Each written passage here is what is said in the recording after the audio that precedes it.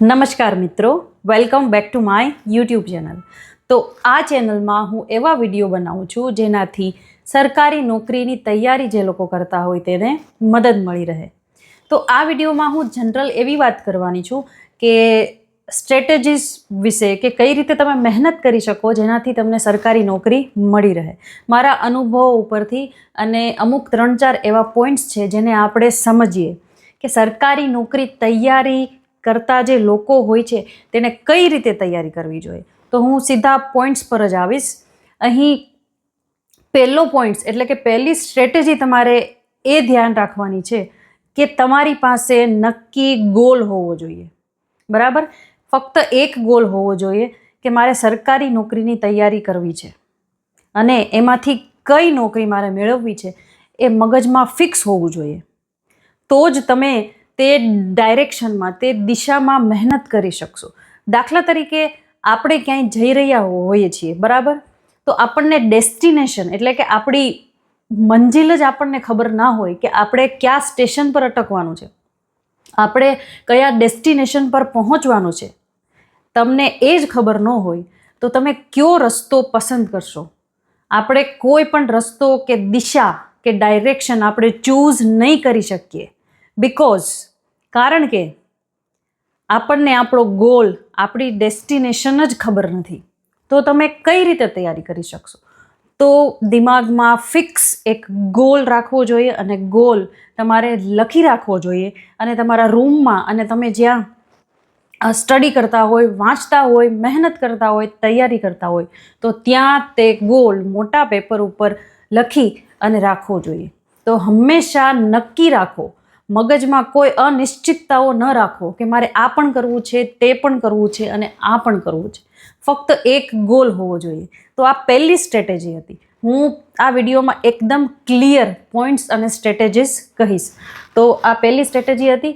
હવે બીજી સ્ટ્રેટેજી એ છે કે, અને સલાહ છે કે તમે સરકારી નોકરીની તૈયારી કરતા હોય અથવા તો જીવનમાં તમારે ગમે તે વસ્તુ પ્રાપ્ત કરવી હોય, તમારો ધ્યેય હોય, તો તમારી ફિઝિકલ હેલ્થ અને મેન્ટલ હેલ્થ સારી હોવી ખૂબ જ જરૂરી છે. આ એક ક્રુશિયલ વાત છે, આ એક મહત્ત્વની વાત છે.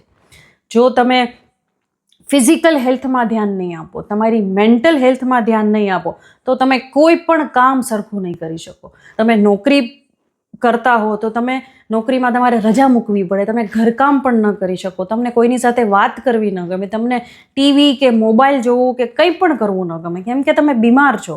અને જો બીમાર તમારે ઓછા પડવું હોય અને સરકારી નોકરીમાં તે તમને નડતર રૂપ તો લાગે જ તે, ક્યારેક આપણે બીમાર હોઈએ તો આપણે વાંચી ન શકીએ. તો પ્રાયોરિટી તમારી હેલ્થને આપો. અને હેલ્થ એટલે ઓનલી ફિઝિકલ હેલ્થ નહીં, મેન્ટલ હેલ્થ પણ ખૂબ જ જરૂરી છે. અત્યારે ડિપ્રેશન, એન્ઝાયટી, હતાશા, નેગેટિવ વિચારોનું આવવું ખૂબ જ વધી ગયું છે, કેમ કે અત્યારે જમાનો જ એવો ફાસ્ટ છે.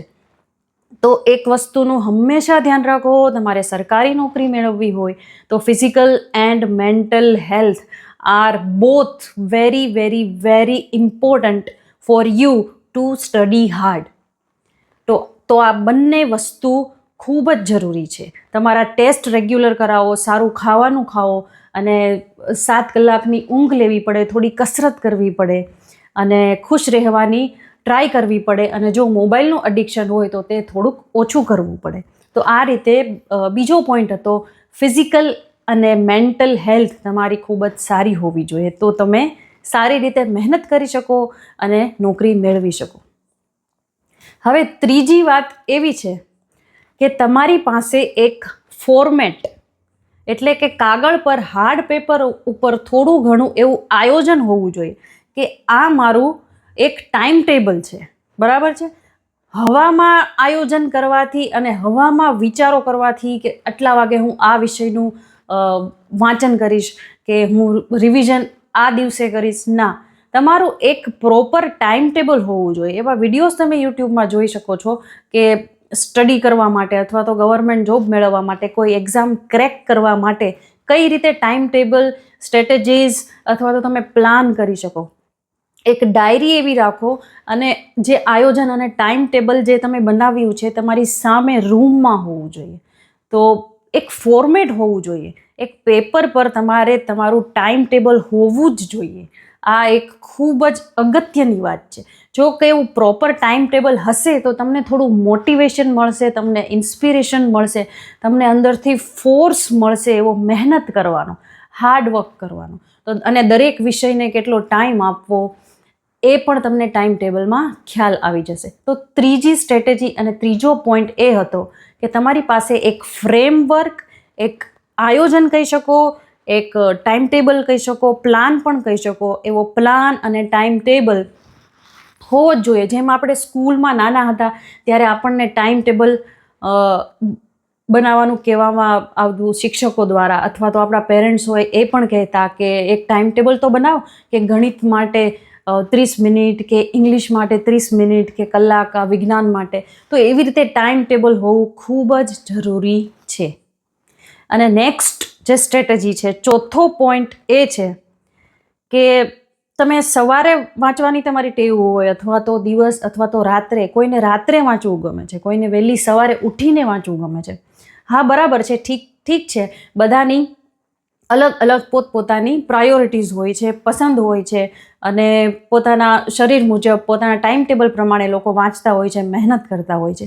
પણ એવું માનવામાં આવે છે કે સવારમાં આપણા શરીર અને આપણા માઇન્ડની પ્રોડક્ટિવિટી હાઈ લેવલ ઉપર હોય છે. તો ટ્રાય કરો કે સવારે વહેલા ઉઠી અને વાંચી શકો. 4, 5 કે એટલા વહેલા ઉઠવાની જરૂર નથી, પણ થોડુંક 6 વાગે અથવા 7 વાગે ઉઠી અને તરત તમે ફ્રેશ થઈ અને વાંચી નાખો 3-4 કલાક, તો એ દિવસ તમારો પ્રોડક્ટિવ બનશે. અને હા, આમાં એક વાત હજી વધારે હું કહી દઉં કે એક એવો કોન્સેપ્ટ છે કે ઈટ ધ ફ્રોગ ફર્સ્ટ, એટલે કે દેડકો પહેલાં ખાવાનો હોય.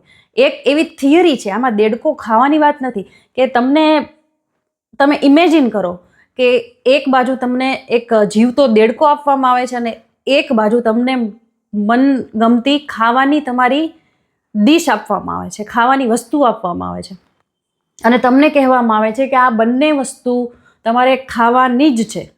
બરાબર છે? તો કઈ વસ્તુ તમે પહેલાં પસંદ કરશો? તો એવી રીતે હ્યુમન માઇન્ડ અને હ્યુમન સાયકોલોજી પ્રમાણે એવું કહેવામાં આવે છે સાયન્ટિસ્ટો દ્વારા કે જે જીવતો દેડકો છે એ પહેલાં પ્રિફર કરશે અને પછી મનપસંદની વસ્તુ માણસ પછી પ્રિફર કરશે.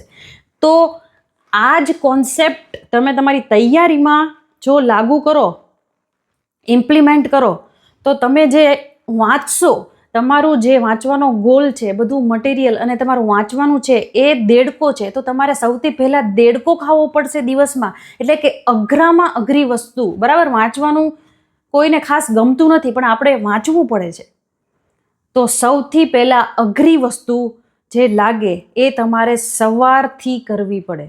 જો તમે સવારથી મોબાઈલ લઈને બેસી જશો, અથવા તો ટીવી જોશો, અથવા તો ગેમ રમશો, અથવા તો કોઈની સાથે ગપ્પા મારશો, અને પછી તમે એવું વિચારશો કે ચાલો ને હું બપોરે વાંચી લઈશ, કે ચાલો ને હું સાંજે, રાત હજી છે જ ને, રાત્રે હું 4-5 કલાક ખેંચી લઈશ. ના, તમે નહીં કરી શકો, કેમ કે આપણું માઇન્ડ ખૂબ જ ટ્રિકી છે, તેને આપણે સમજી ના શકીએ.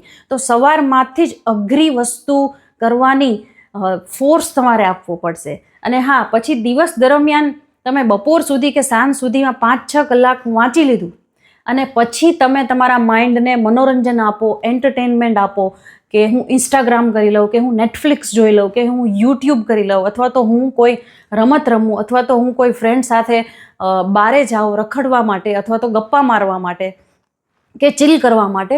તો આ બધી વસ્તુ આપણે સાંજે રાખવી પડે. અને અઘરી વસ્તુ અને તમારા ગોલને પ્રાપ્ત કરવા માટેની જે મહેનત છે એ તમારે વહેલી સવારથી સ્ટાર્ટ કરવી પડે. અને ઉઠીને તરત મોબાઈલ લઈએ અને આપણે ઇન્સ્ટાગ્રામની 2-3 રીલ આપણે જોઈ લઈએ કે ચાલો 5-10 મિનિટમાં શું થઈ જવાનું છે. પણ એ જે તમે 5-6 રીલ જોઈ છે, તમે 10 મિનિટ વેડફો છો ઇન્સ્ટાગ્રામની રીલમાં, વેડફો એ મહત્વનું નથી, પણ તમે જે મનોરંજન, દિમાગને જે તમે ખોરાક આપ્યો, પછી અઘરી વસ્તુ કરવાની, પછી વાંચવાની જે આપણી કેપેસિટી છે, આપણું દિમાગ આપણને નહીં કરવા દે. તો ફરજિયાત સવારથી સાંજ સુધી, અથવા તો સવારથી બપોર સુધી વાંચવાની ટેવ પાડો. અને મનોરંજનની બધી વસ્તુઓ સાંજ સુધી અથવા તો સાંજ પછી કરવાનું રાખો. તો આ મારી એક અમુક પોઈન્ટ્સ હતા, સ્ટ્રેટેજીસ હતી. અને હા, છેલ્લે એક એવી સલાહ છે કે એવું સજેશન છે કે લગ્નનો માહોલ તો હોય જ છે, લગ્નની સિઝન આવે છે કે કોઈ સગાવાલાની સગાઈ છે કે મેરેજ છે કે સીમંતનો પ્રોગ્રામ છે, કોઈ પણ એવું કે ફ્રેન્ડની સગાઈ છે, ફ્રેન્ડના મેરેજ છે, તો હમણાં 1 વર્ષ કે 2 વર્ષ તમારે ટાળવું જ જોઈએ. If you want to do a government job or if તમારો કોઈ પણ ગોલ હોય, તો લોકો એ યાદ નહીં રાખે, થોડી વારમાં ભૂલી જશે કે આ મારા પ્રસંગમાં એણે અટેન્ડ કર્યું હતું કે નહીં, આ મારા પ્રસંગમાં ઊભો હતો કે આ આવી હતી કે નહીં. એવું પછી તમને સરકારી નોકરી મળશે તો તમારી ઇજ્જત અને સન્માન વધી જશે. તો તમે આખો દિવસ કે 2 દિવસ કોઈના મેરેજમાં બગાડ્યા સિવાય તમે જો એ 2 દિવસ મહેનત કરો તો તમારા ચાન્સીસ ખૂબ વધી જાય છે ગવર્મેન્ટ જોબ લેવામાં. તો પ્લીઝ એ મગજમાં રાખો કે સામેવાળાને ખોટું લાગી જશે કે સમાજ શું કહેશે. ફક્ત 1.5-2 વર્ષની વાત છે. તમે 1.5-2 વર્ષ મહેનત કરશો ને, 2 વર્ષ ઓનલી, કોઈ પણ પ્રસંગમાં જવાની જરૂર નથી. હા, કે 2 વર્ષમાં 1-2 વાર જઈ આવ્યા નજીકના કોઈ મેરેજમાં, ફંક્શનમાં, દેટ્સ ઓકે, 1, 2, 3 કલાક. બટ તમે ફ્રિકવન્ટલી ફંક્શન્સ અટેન્ડ કરો છો અને તમે ટાઈમ વેસ્ટ કરો છો તો તેનો કોઈ મિનિંગ નથી. અને સમાજ યાદ રાખે છે અને ગવર્મેન્ટ જોબવાળાને વધારે સન્માન મળે છે. અને તમારો ગોલ જો એ હોય તો પ્લીઝ કોઈ ફંક્શન અટેન્ડ કરવાની જરૂર નથી. તમે તમારી લાઈફ બનાવો, તમે તમારું કરિયર બનાવો. તો આ રીતે લગ્નની સિઝન તો આવતી રહી છે અને જતી રહી છે, પણ તમારો આ જે ગોલ્ડન ટાઈમ છે, ગોલ્ડન પીરિયડ છે, તમારી યુવાની જે છે અને જે સરકારી નોકરીની તૈયારી કરવાની જે ઉંમર છે તે નીકળી ના જાય અને પછી કમાવાનું પ્રેશર ના આવે તમારા ઉપર, તો 2 વર્ષ ખાલી આપો અને ઘરે બેસી અને તમારી જાતને મહેનત કરવાનું મોટિવેશન આપો. કેમ કે મોટિવેશન હંમેશા અંદરથી આવે છે. કોઈ આવીને બહારથી તમને મોટિવેટ નહીં કરી શકે. અંદરથી જ તમારે મોટિવેશન આપવું પડશે. અને હા, તમારી જાતને પ્રાઉડ ફીલ કરાવો, તમારા પેરેન્ટ્સને, તમારા ફેમિલીને પ્રાઉડ ફીલ કરાવો. બસ આટલી જ વાત. જો આ થોડાક પોઈન્ટ્સ અને આ સ્ટ્રેટેજીસ તમે તમારી તૈયારીમાં ઇન્ક્લુડ કરશો તો એનાથી નુકસાન તો નહીં જ થાય, પણ ફાયદો ગજબનો થશે અને સરકારી નોકરી 100% તમારી જ હશે. તો લાઈક કરો મારી ચેનલને, do like, share and subscribe. I will meet you in my next video with new topic. જોડાઈ રહો મારી ચેનલ સાથે. Till then, I will meet you. Bye. And yes, work hard with consistency.